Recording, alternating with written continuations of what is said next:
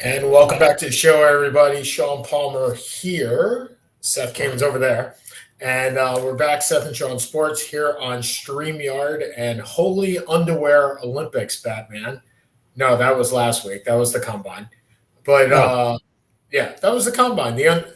Don't you know they call it the Underwear Olympics? You never heard that phrase? No, I've never heard that phrase before. Yeah, the Underwear Olympics. Because that's what they run in. That's what they bench in, right? So you can see physiques. But anyway, Holy Underwear Olympics. NFL free agency certainly off to a rousing start. NFL one way to put it. The trade market off to a rousing start. And once again, this is my favorite time of year because I can say the Jets are just getting screwed every way to Sunday. It's like it just doesn't matter. Today I looked at a mock draft, and we'll talk a little bit later about who's mock draft and the things. And Thibodeau falls, and he falls, of course, to number 9, right before the Jets would have gotten him at 10. Because you could take him at 4. I can't have good things. I just can't. I can't have good things. But anyway, I'm Sean Palmer. This is Seth Kamen's Seth and Sean Sports. We're here on Facebook and now obviously on StreamYard.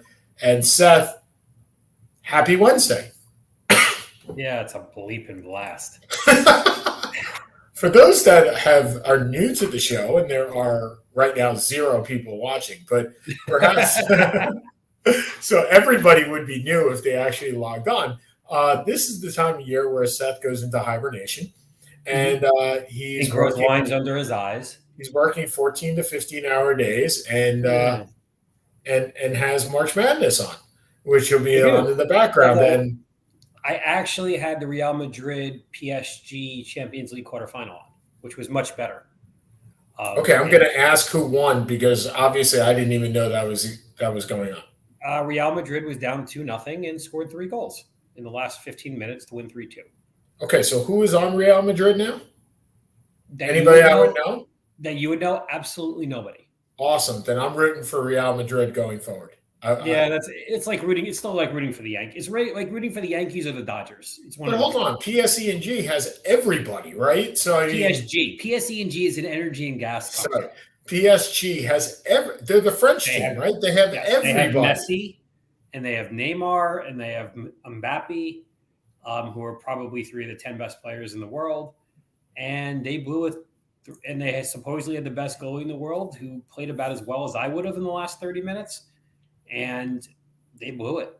So I'm rooting for the Yankees of the 1988 season against the Dodgers of the 1988 season. That's fine. I'm okay with that. Like that makes sense. The Dodgers won the World Series, and the Yankees, isn't that the Earl Hershiser team? Right. So that's what I'm saying. So they were the best team, and I'm rooting for the Yankees in legacy, which is Real Madrid, right? But the 1988 Yankees were horrendous. So. They were. Yeah. PSG was the favorite to win the cup, and they are now out. So who else? So in my annual soccer tutorial, because I know nothing. Talk about this. We have college basketball. Yeah. Like, give me it straight. No. Give me it straight. Look, I didn't give you a lot. I'm still smart and over not giving you time for any question with the hoops guy. So I'm giving you a forum in which to talk about soccer for 5 minutes, of which I know nothing. It is not necessary. But pretty much you have the 2 best teams in the world, which are probably Liverpool and Man City, who are going to be in the quarters. And you have Real, and you have, I'm trying to think who else is even in there at this point. Man City until a couple of years ago was nothing, right? I mean, it was about 10 years ago they were nothing, and then they got taken over by billionaires and brought in a lot of money, and it's made. And Pep Guardiola is one of the top 5 managers in the world, and they've won like 4 cups, but they've never won a European Championship, which is what they really want. And that's what we're in right now, right? The European Championship. This is the whole thing where you had a couple of years ago, and this was last year, and this was brought up again a couple of weeks ago, the European Super League. Remember they were talking about the 12 teams that were going to jump out. And it actually, for the first time in this year, it's been broached again. The English teams are not touching it with a 10-foot pole, but some of the Spanish teams in Juventus, which is Italy, are starting to kind of talk about it. And I think right now it's I follow mostly the EPL. EPL is a 2-team race: Liverpool and Man City. The big deal is Chelsea's owner is going to have to sell the team because he's a Russian. He's for all intents and purposes a Russian billionaire, right? And so he's living in Israel right now, and they're not. They're persona non grata right now. Exactly. So, we'll see what happens. I mean, there's other things to talk about today. Is the Super League going to go the way of Phil Mickelson? I hope so. I mean, is that where we are? I mean, it's like I don't think it's even going to get traction. I think there was so much of a backlash last time we did it. Yeah. But look, we got the Brittany Griner situation. We got tournament time. We have free agency. Soccer we have the brilliance of baseball. We have Ben Simmons versus Harden tomorrow night. If they both play, Simmons isn't playing. Yeah. So first let's touch upon the March Madness. We're in the first week of March. Syracuse wins today. They beat Florida State. Yay! They are now I believe they are now at 500, and Jim Boeheim's record right now with a win against Duke tomorrow keeps it. And I just laugh because there's no way they're going to beat Duke. No, the funny thing is you're having the same season we are, except ours we knew was coming 3 months ago. And ours, Jim Boeheim's never had an under 500 season. So, tomorrow is make or break. They're 16-16. Well, I guess if they go to the NIT, they could be that would count as well. But if they're under 500, they're not going to go to the NIT. Stranger things have happened. No, you don't go to the NIT with an under 500. No, is that a steadfast rule? There is I believe so. There's a tournament under the NIT called the CBI. Yeah, we will not go to we're not going to CBI. We're not going to the CBI. So, did you watch the Duke Carolina game on Saturday? I watched some of it. I was a little taken aback by the fact that the gifts that Duke gave Krzyzewski were not on a par with anybody else. That post game, I don't know what you want to call it. What, the Hubert Davis not getting handshakes? The Krzyzewski speech, it was, my God. And understand, I was brought up a Duke fan. Wait. So clue our listeners in that did not see it. Let's take a step back. I'm assuming if you're listening, everyone knows Mike Krzyzewski is the greatest college basketball coach of all time. Is retiring after this. Right, season. We got that. In his last game at Cameron. Against his arch rival North Carolina, they bleeped the bed in the second half. They lose by 12. And there were almost 80 former players. I think it was 96 players there. 96 former players. Which is impressive, by the way. It is. Which is very impressive. Incredibly impressive. Understand, I was brought up a Duke fan. I despise North Carolina. Listening to Krzyzewski's speech and all the other speeches made me ecstatic that Carolina beat them. I thought his speech was self-serving and arrogant and great. Just I couldn't stand it. And throwing the players under the bus after the loss was not what I would expect from a 70-year-old man. It's what I would expect from a 15-year-old. Well, Boeheim does it all the time. So 70-year-old curmudgeons are part of what I live with. It's a curmudgeon. But I mean, Marisa Paul, who you know well, or I am to me about it. If this is what he is really like, I'm really happy Carolina beat him. Yeah. Because I thought all the speeches were terrible. I didn't think there was anything redeeming about this. And I thought, and ladies and gentlemen, when I talk about what happened with Hubert Davis, basically the reason, so Hubert Davis is the coach of North Carolina. They beat him by 12. They're on the receiving line at the end of the game, and basically the Duke coaches shunned him. I mean, they didn't shake his hand. And when asked why, they said, well, Hubert shunned us in the pregame shake hand. And I'm kind of like, are you kidding? Like, is this junior high? Right. I mean, first of all, two wrongs don't make a right. That's first. And second of all, is the pregame shake hand really anything? Like, I don't remember a pregame shake hand. Like, that doesn't do it for me. And look, if it's a North Carolina thing, okay, but then say it's a North Carolina. Look, I would have respect if they said, we don't shake hands with North Carolina people. You know what? I don't really like it, but okay, it may be true. Like, that's a Boeheim, John Thompson thing from the 80s. Right, and if that's the case, I get it. But completely get it. He said that's juvenile. I expect that from 10-year-olds. It's garbage. It's absolute garbage. I mean, quite frankly, I expect that from Michael Jordan. I mean, I expect it from arrogant pricks. And we all know that Jordan brought it up in a meeting the other day. Jordan's the best basketball player ever. He is, or one of them. He is one of the worst teammates ever. He is certainly, and this is documented, he is certainly one of the worst owners ever. I mean, he has done nothing with that team. And he's one of the worst executives ever. I mean, the Kwame Brown pick. He was great for who he was, but put him in a room with other people, and he's not exactly getting along with them. I mean, and you can see that with Max Scherzer right now and anybody on the baseball committee.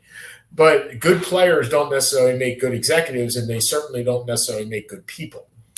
And I think that's what we saw. But so Syracuse plays tomorrow at noon, where I'm glad I'm working, so I don't have to watch the debacle.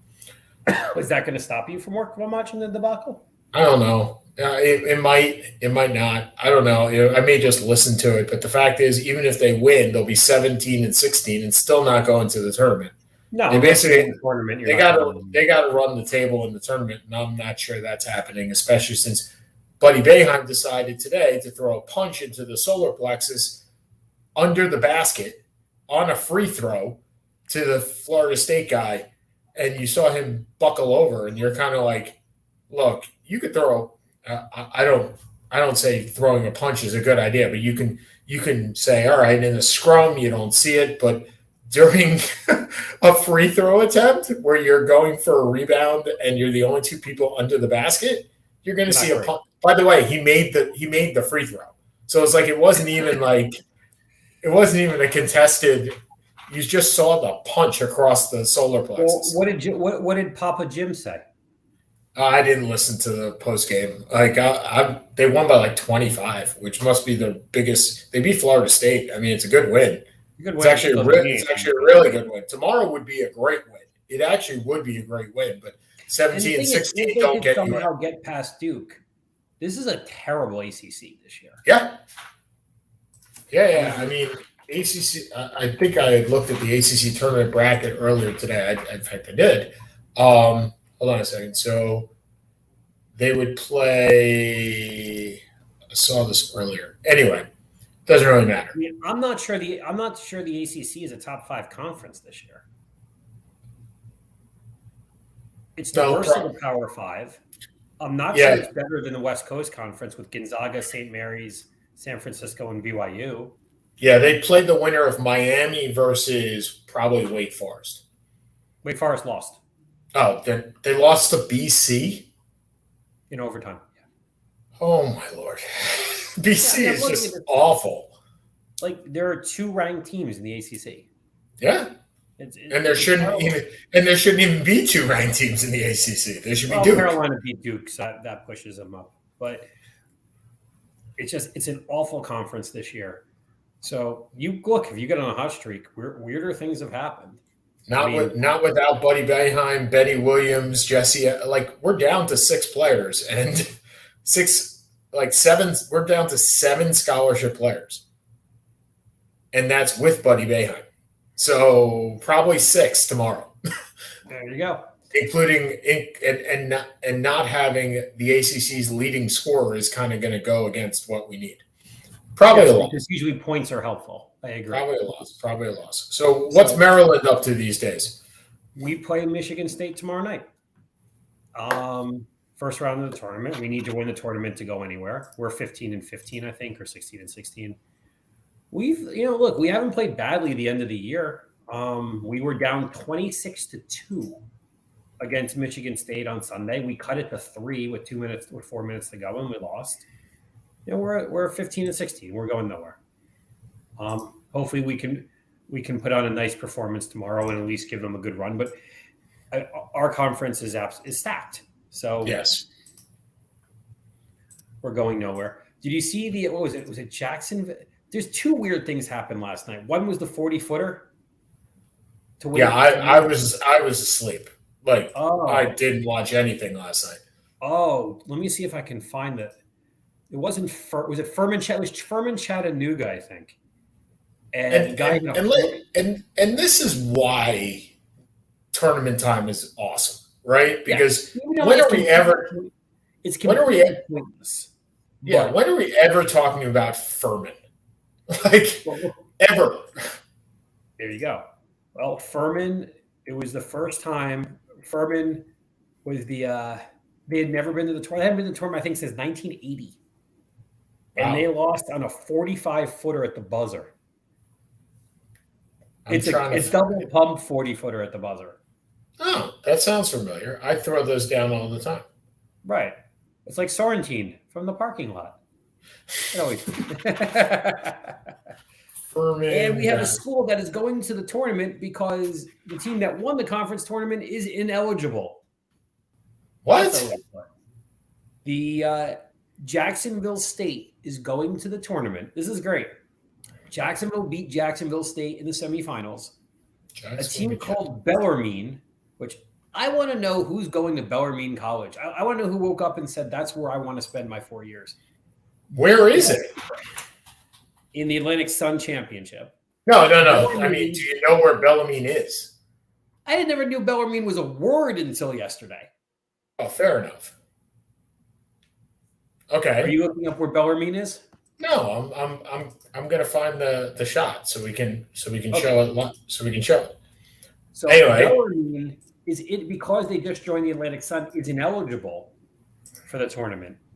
Okay. And Jacksonville State, which won the regular season title but lost to Jacksonville in the semis, is the default. So they are now going to the tournament. Okay. I don't know what's in. Bellarmine is in Louisville, Kentucky. Okay. All right. I did not know that. All right. Hold on. I'm pulling it up for all those. Hold on. Share screen. Yep. Courtesy of YouTube. There we are.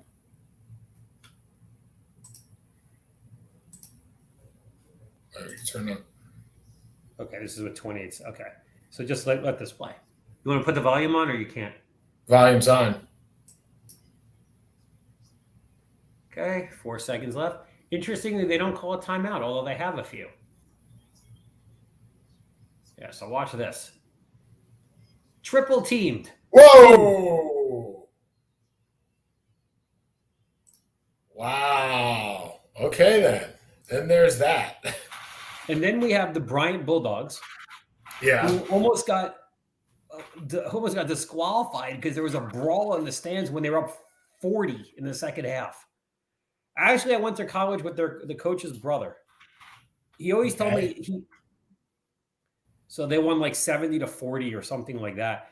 And what I always remember was he told me that his brother was the turn. Yeah, there you go, 68-32. And watch this. It's literally you have the whole fan base, and then you have the Wagner fans on the one corner. And this is a 35-minute delay. Okay, so we're looking at it right here. It's over here, right? Yep. Does it get worse than this, or is this it? I don't know what ESPN shows.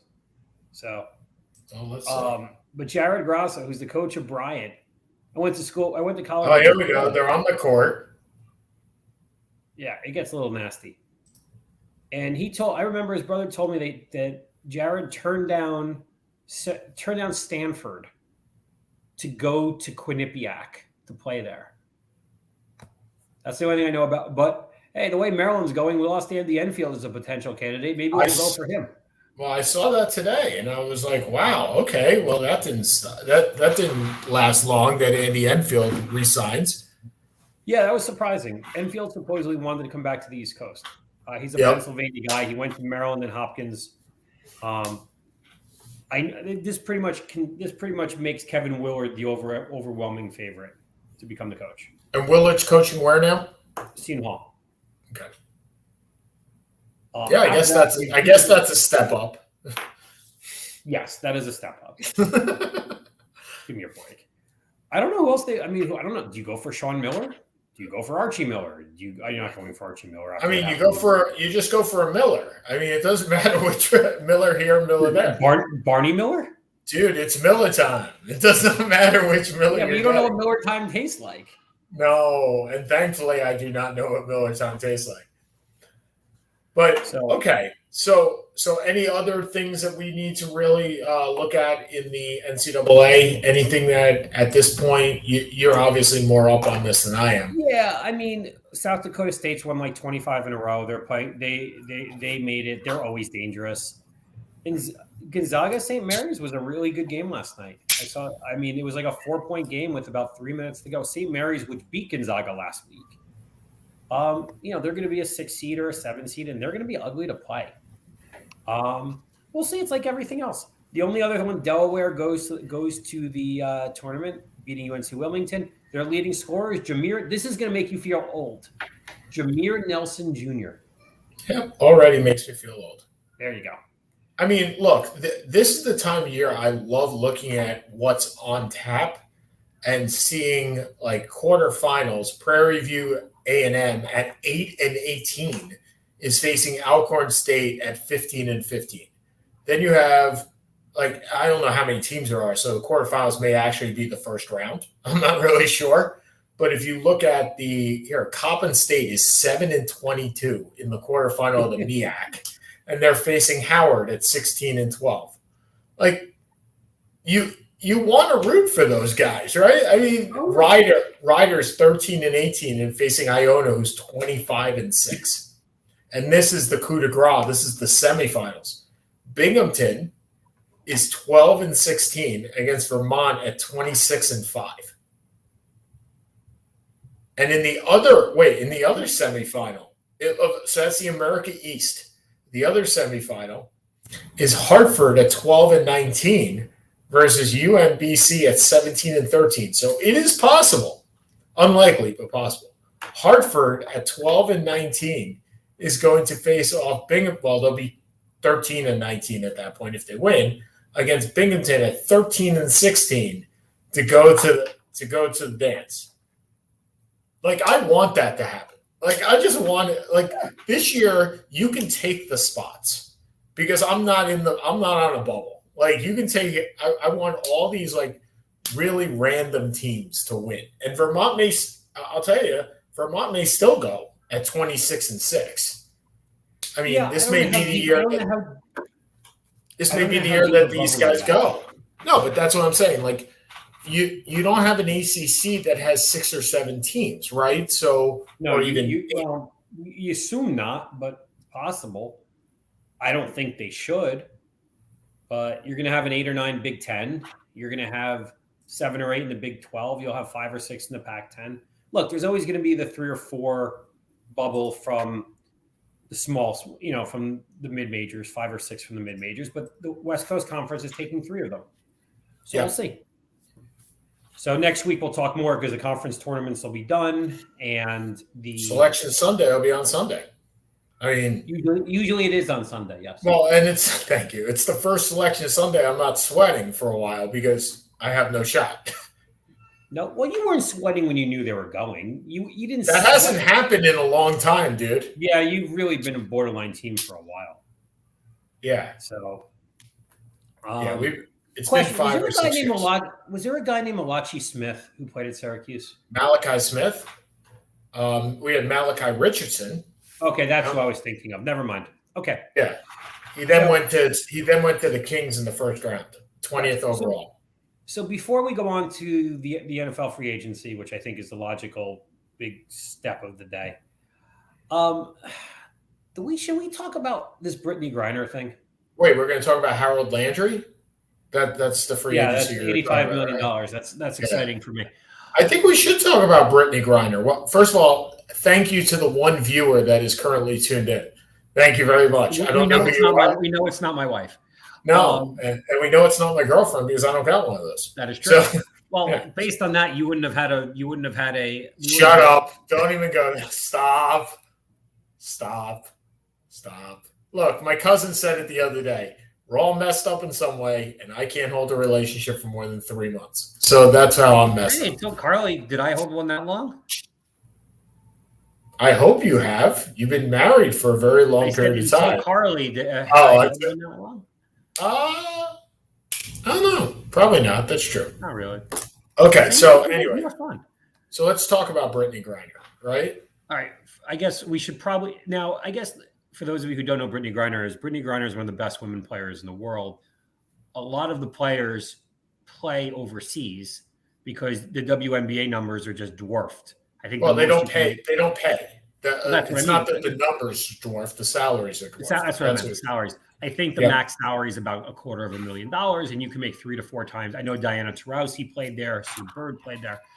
So Griner was arrested for having hashish oil, which I guess is illegal in Russia, and supposedly will be is facing a 5 to 10 year jail sentence. Now, if this was in a place where right now nobody's going and nobody's getting out, like it's not normal day. Anybody that's watched the news knows this is not normal day Russia. This is not normal day the Ukraine, right? I mean, yeah. Well, I think we all know about that. But so now the question is, number one, what does the U.S. do? If this was a male athlete, a male white athlete, if this was Tom Brady, this would be on the front page of every single newspaper, website, everything known to man. What does it say that I can't – is it even on ESPN's front page at this point? So hold on a second. So you're equating Brittany Griner to Tom Brady. No, I'm saying, look, Brittany Griner is one of the 10 best women basketball players in the world. It's probably true. Probably one of the 5 to 10 most well-known women basketball players in the world. Okay. Look,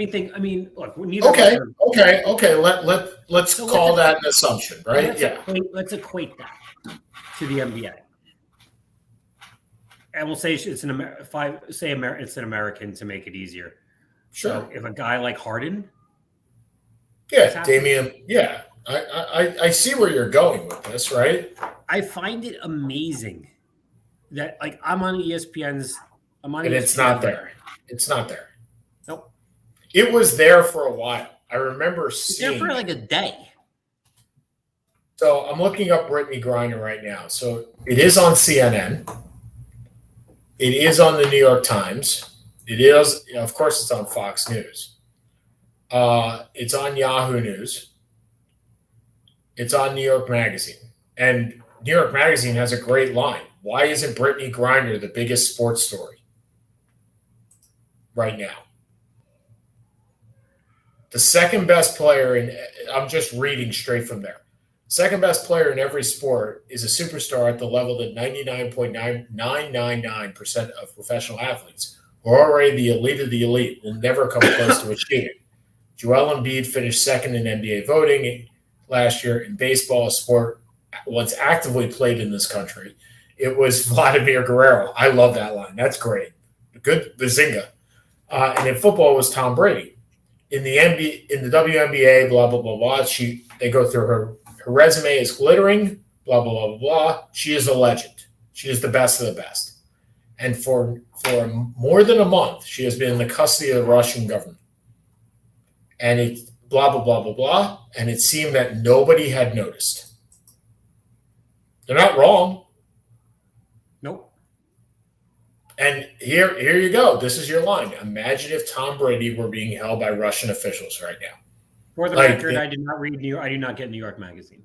No, I didn't say you did. But look, he's the most recognizable male athlete right now, I would think, in the United States. right? I mean, if you had to call it spade, spade.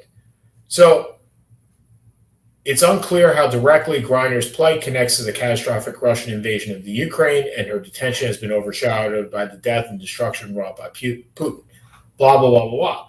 Now, Griner's wife asked for privacy on Instagram. The WNBA doesn't include one single story about her.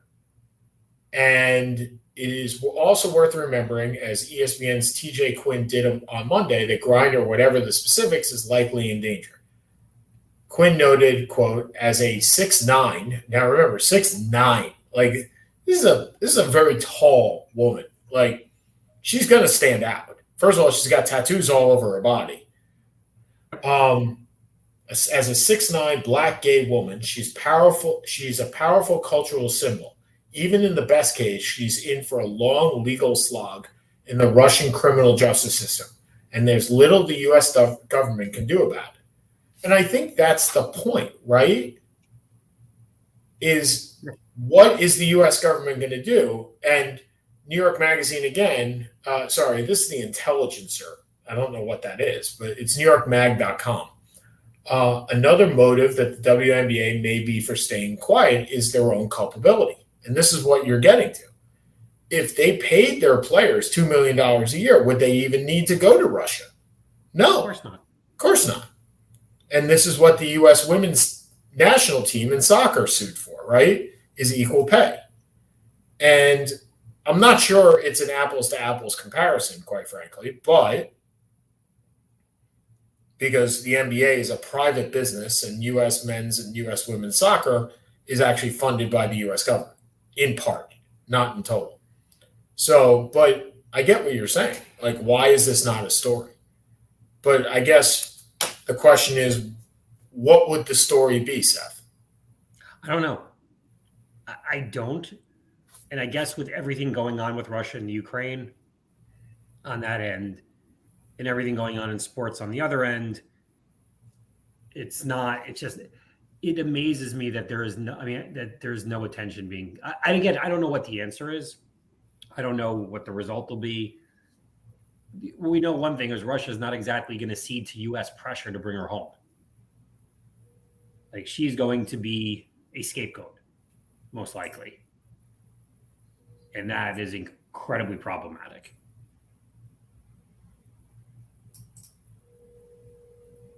Yeah, I just wonder what the next step would be. Like, that's where it basically comes down to, is what is the next step with this? And again, her fiance or wife, I'm not exactly sure, I believe it's her wife, did ask for privacy. So you're kind of at the whims of that too. Whereas, and the more attention to something, the more likely something maybe disastrous occurs. I mean, I don't have an answer. I'm just trying to figure out why nobody's paying attention. But look, as the article points out, the WNBA may feel some culpability in this. The WNBA, I don't know if you saw this, was fined. It was threatening to pull the New York Liberty franchise because they chartered flights for their players.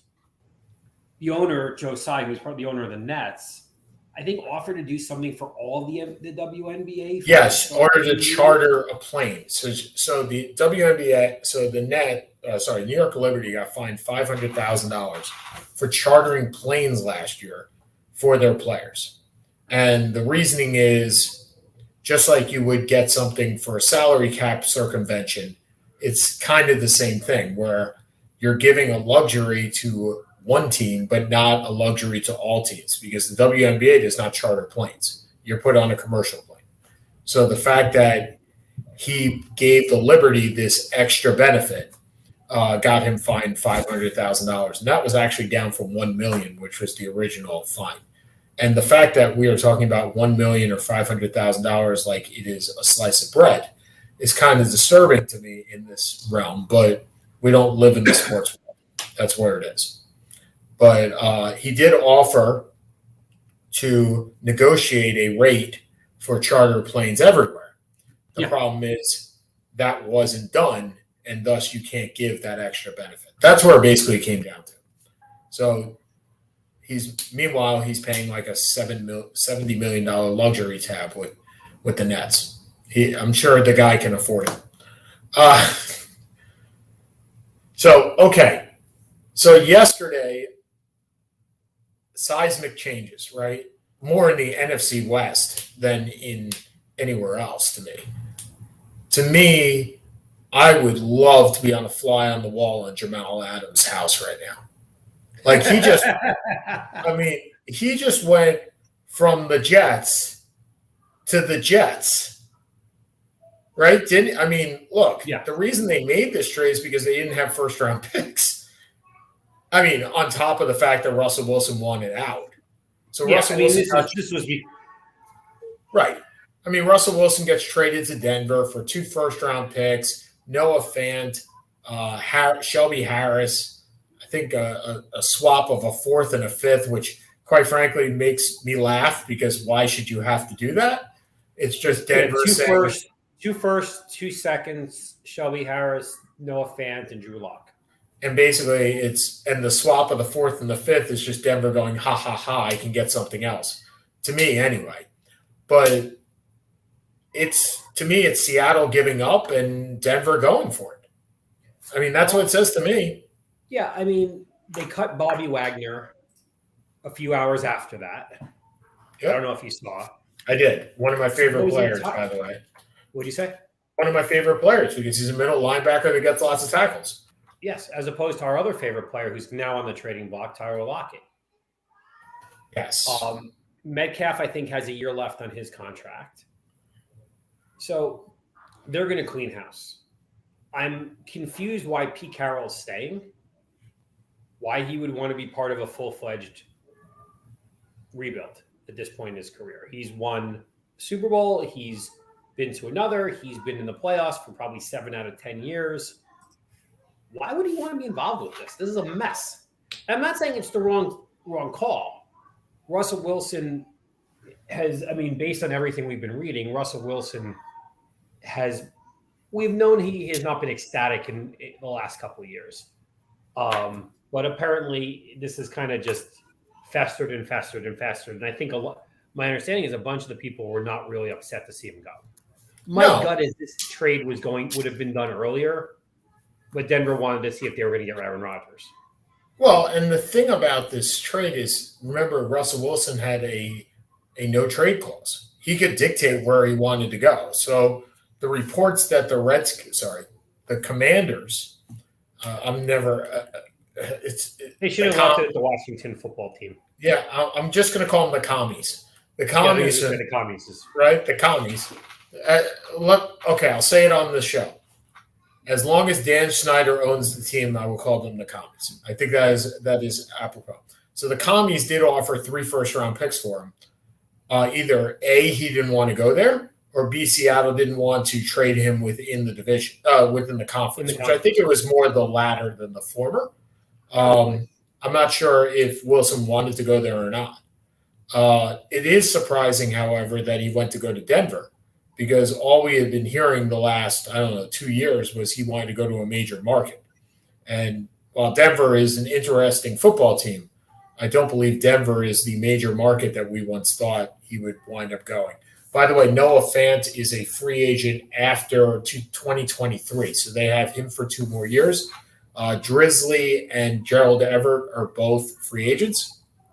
So they're going to build this team around, DK Metcalf, Jamal Adams, and Noah Fant. I'm not sure that's potentially Rashard Penny. He's a free agent too. Yeah, but I think they're going to try and re-sign him. Yeah, but I'm just saying. Look, for years Russell Wilson has wanted to let Russell cook, and Pete Carroll has said no cooking. Like that's you're not the chef. No cook for you, right? You're not the chef. You're the sous chef. My running backs are the chef. Like that's how we're going to play. And I guess he finally got tired of it. And now there were a couple of other acquisitions. Well, one, our favorite quarterback, Aaron Rodgers, stays with a reported $200 million deal over 4 years. Really a 5-year deal for 226, if you include the extension from this year.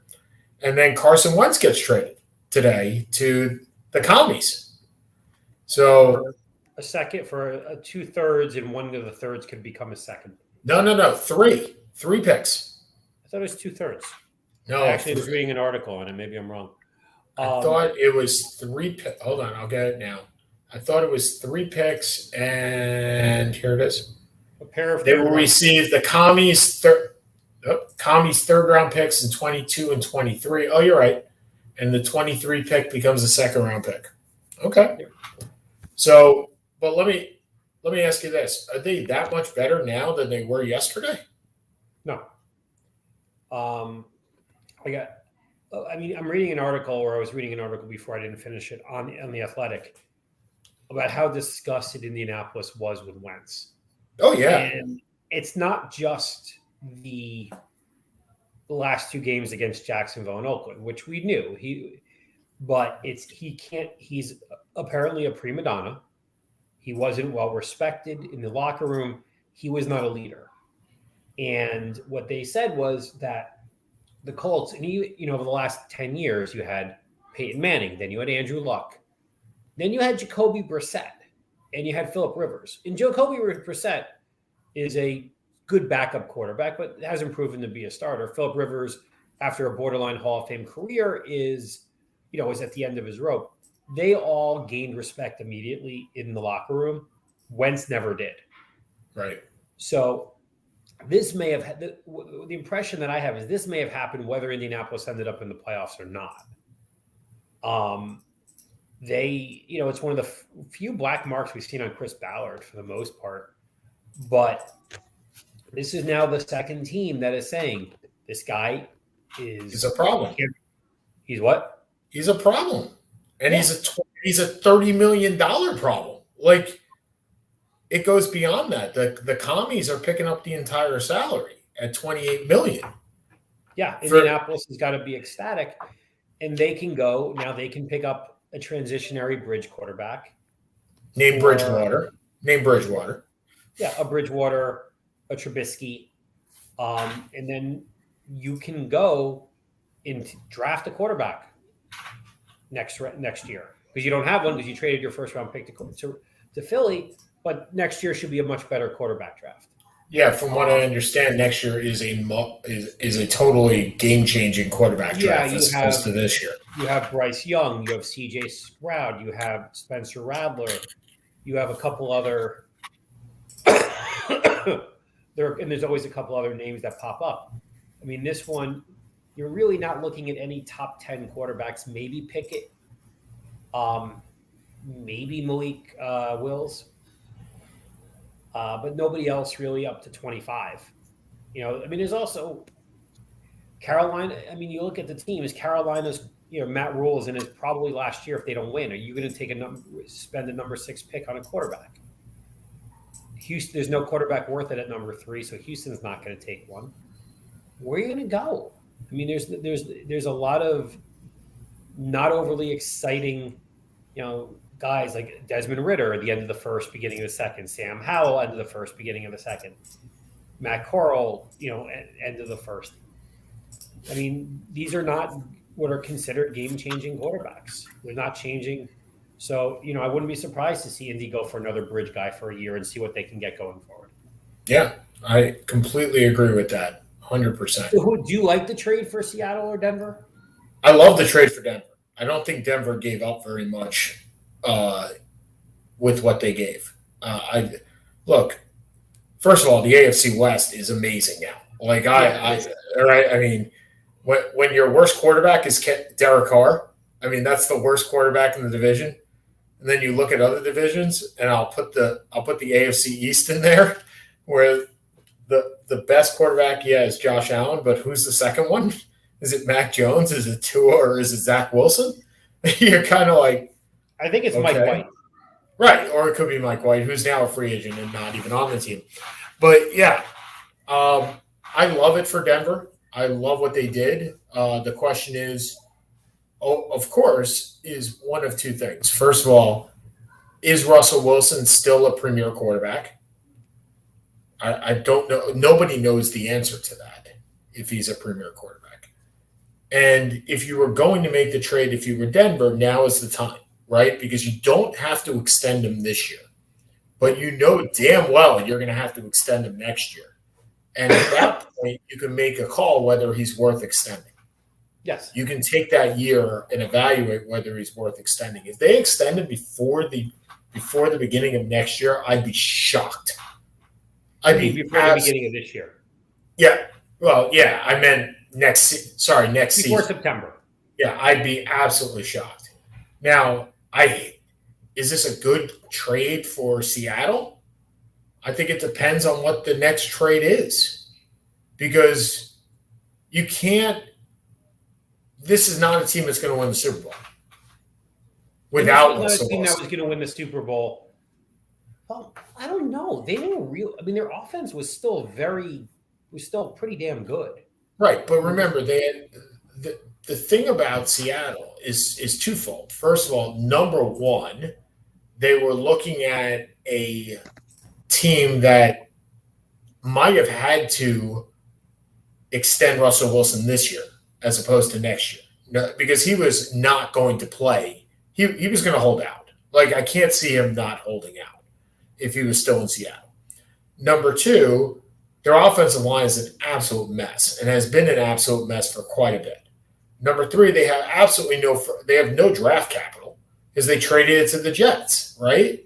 So here you are with a team that's older.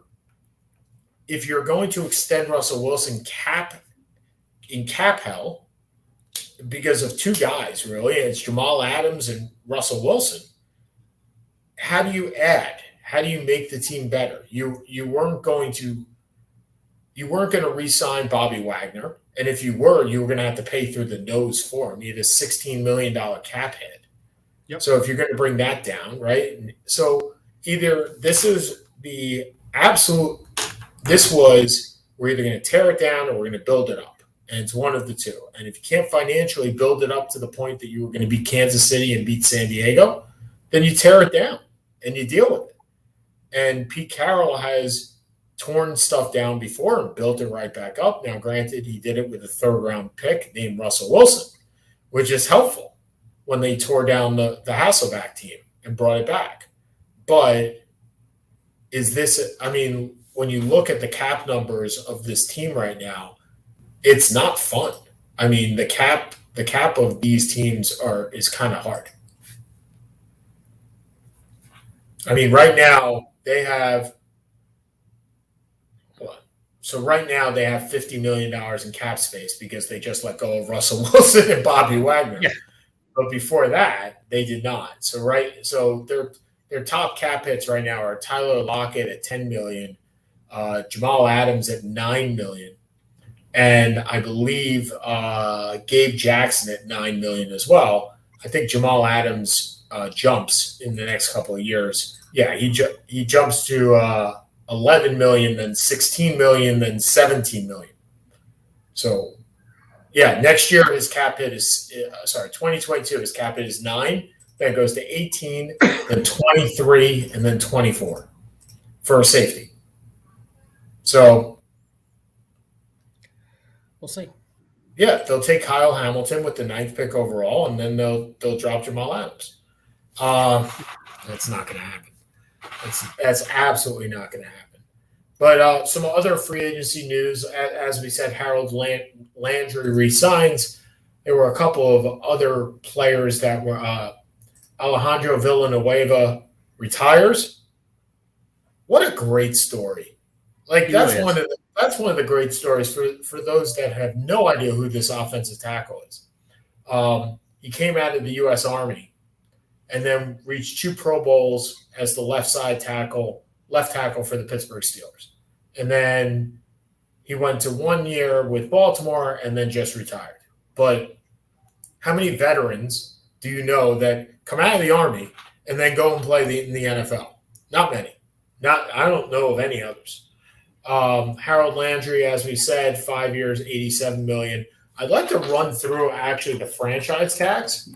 Yeah, there were a bunch of them okay, so the franchise tags, and you tell me what you think of these players. Orlando Brown Jr. got a franchise tag of 16.5. I definitely think that was worth it. And there was no way that they couldn't. There's no way that they couldn't give it to him. No, he's a left tackle, and he's young. And you have no choice. Well, he's a left tackle. He's young, and they traded a first-round pick for him. Yes. So it was an absolute no-brainer. David Nijoku. Now here's a guy I'm kind of like, wow. Okay, so you were talking about cutting him 6 months ago or not re-signing him as a free agent. That makes no sense to me at all. Yeah, I mean, he knows the system. He's played with Mayfield.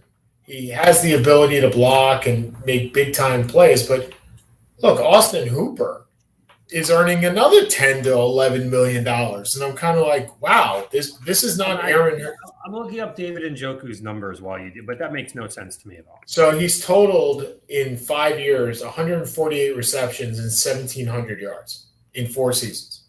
So he's averaged 465 yards a season. So in 2021, he had 36 catches for 475 yards and 4 touchdowns. Now, to be fair, you've heard me say on this show many a time, there is no bad deal like a 1-year deal. Yes. Right? There is no bad 1-year deal. So you're not signing and this 10.93 goes immediately to the cap. So that just to understand, right? So they may negotiate until I believe it's July 15th. They may lower that number. They may sign a long-term deal. I can't imagine them signing this guy to a long-term deal. I not based on the numbers. Okay, next guy. It pains me to say that this guy got the franchise tag. Jesse Bates, 12.91. One of the guys I thought the Jets would target. They definitely would have targeted him if he was a free agent. And again, 1-year deal. Rookie year. My gut is it'll just allow him to keep negotiating, and he'll sign a 3-year, $30-something million. Yeah. He's a good player. He was really perfect for the Jets. I agree. He would have. Yeah, he would have set the tone. This was his rookie deal that he went. Okay, let's keep going back to the tight end. And Mike Gaseki, your favorite guy.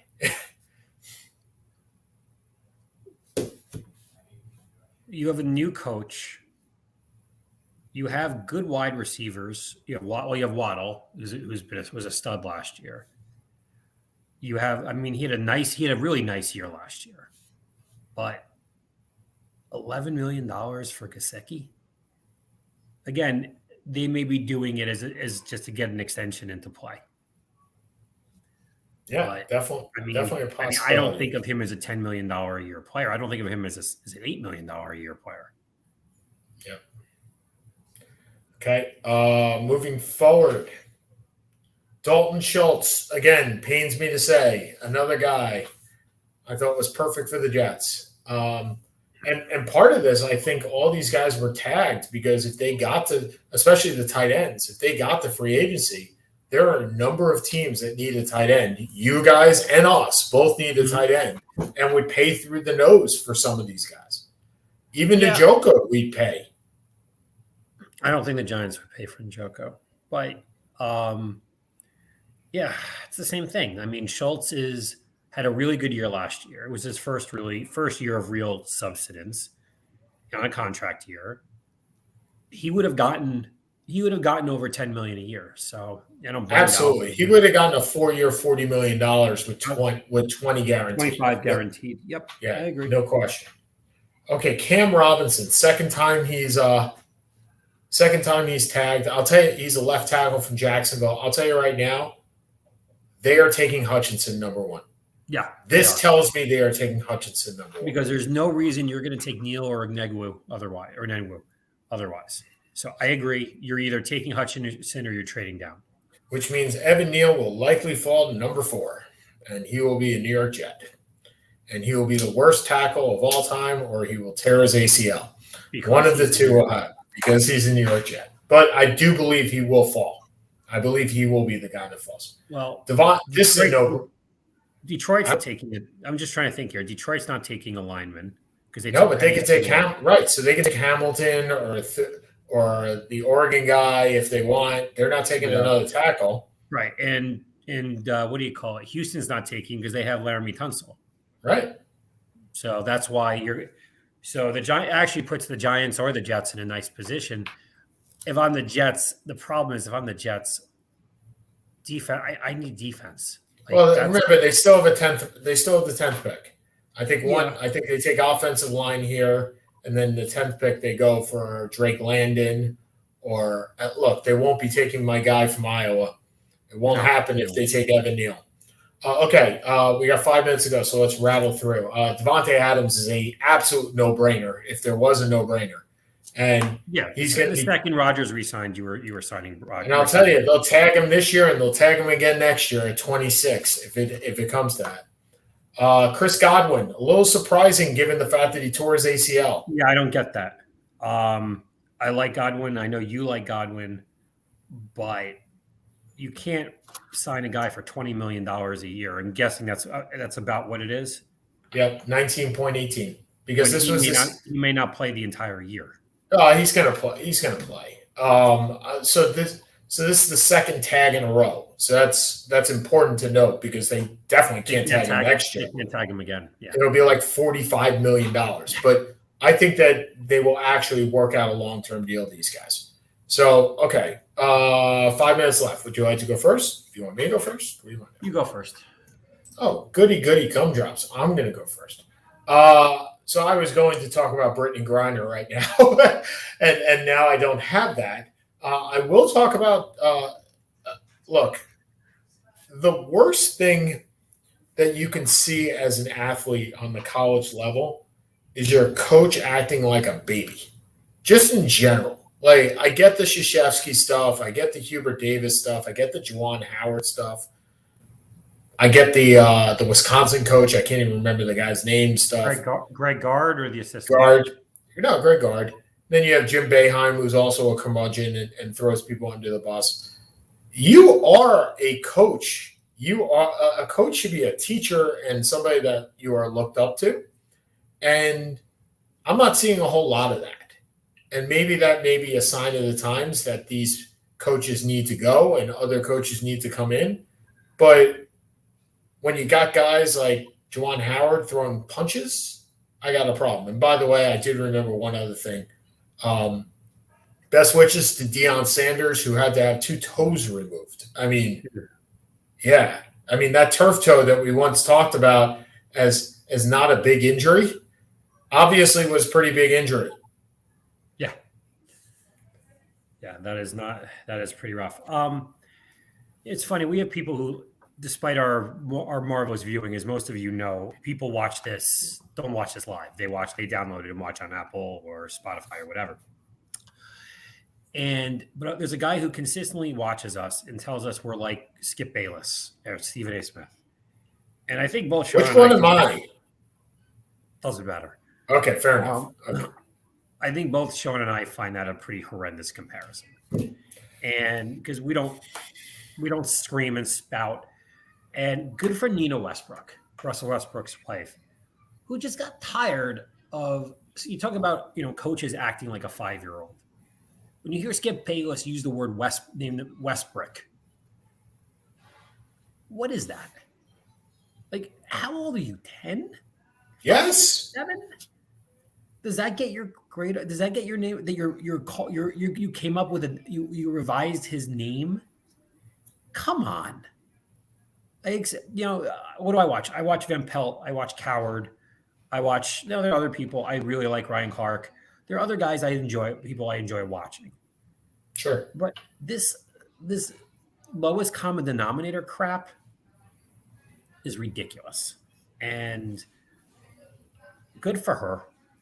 And by the way, if I'm ever called Skip Bayless or anybody that resembles Skip Bayless, not for publicity, but if I treat my friends or my co-host or people that way, I don't want to be that. Like, that's not who would be hosting the show with you. Right. Well, and that's the point, right?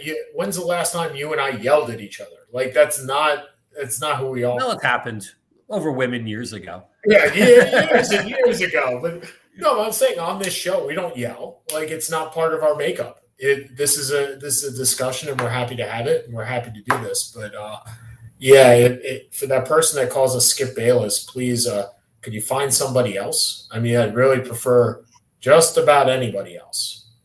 There you go. With that, all right. Have a great week, everybody. We'll talk to you next week. NCAA tournament time. Yippee. Cool.